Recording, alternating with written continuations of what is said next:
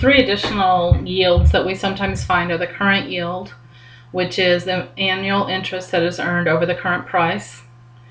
The capital gains yield, which is the change in value of the bond from one year to the next. And then add those two together as the bond yield. And this would be the same as what we just calculated on a previous tab on bond yields. And so if you knew, for instance, the bond yield or the yield to maturity, and you knew the current yield, you could just subtract and get to the capital gains yield, or vice versa. So let's make an assumption here that we have a bond purchased for $1171.19, sold a year later for $1164.88. So what did it yield for the year? And what if they were paying $80 per year in interest? And then together, what are those three yields? So we'll start with the current yield. So the current yield is the $80 in interest over the price, or the beginning value.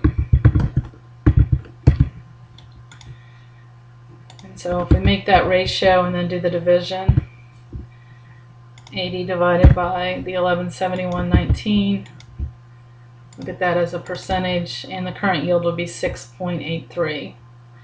And then if we take a look at the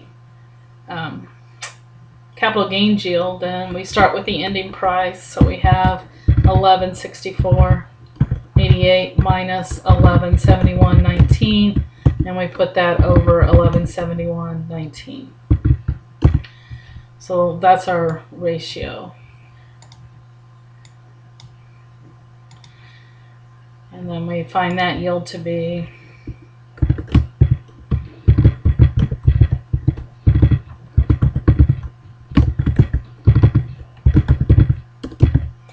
negative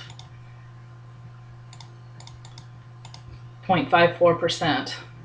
So then the yield to maturity on this one would be found, or the bond yield, by adding the two together. So the overall yield on the bond would be 6.29%.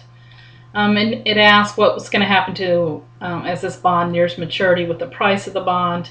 And the price of the bond is always going to converge towards the face value, or $1,000. And the reason is because that's going to be the repayment amount, and there's very few interest payments the closer you get. So it just converges to being the value of it is the face value.